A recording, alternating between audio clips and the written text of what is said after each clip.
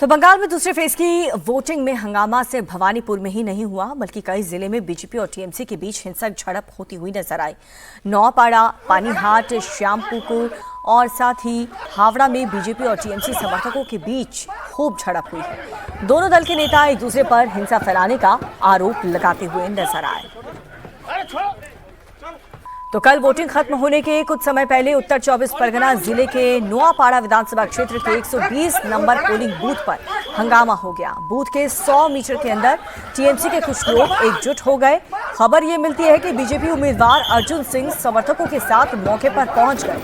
उन्होंने टीएमसी कार्यकर्ताओं को बूथ से 100 मीटर से दूर हटने के लिए कहा, तो इस पर बहस शुरू हो गई और फिर मारपीट शुरू हो गई। बाद में मौके पर मौजूद सेंट्रल फोर्स ने लाठी चार्ज चलाकर के खाली करवा दिया।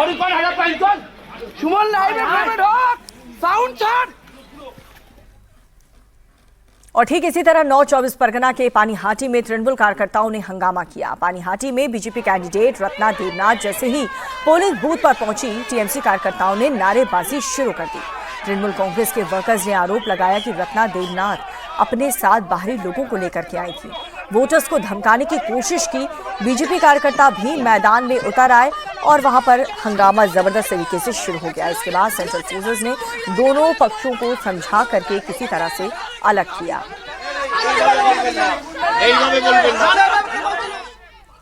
उत्तर कोलकाता के श्यामपुर विधानसभा क्षेत्र के बीजेपी उम्मीदवार पूर्णिमा चक्रवर्ती को देकर के टीएमसी समर्थकों ने विरोध प्रदर्शन शुरू कर दिया। तृणमूल कांग्रेस के समर्थक पूर्णिमा चक्रवर्ती को बूथ के करीब से हटने के लिए कहने लगे।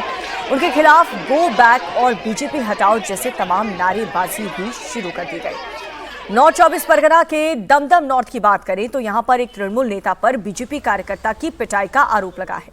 आरोप यह है कि टीएमसी के north Dumdum youth president Piku ने बीजेपी कार्यकर्ता अर्पण पाल पर हमला कर दिया था।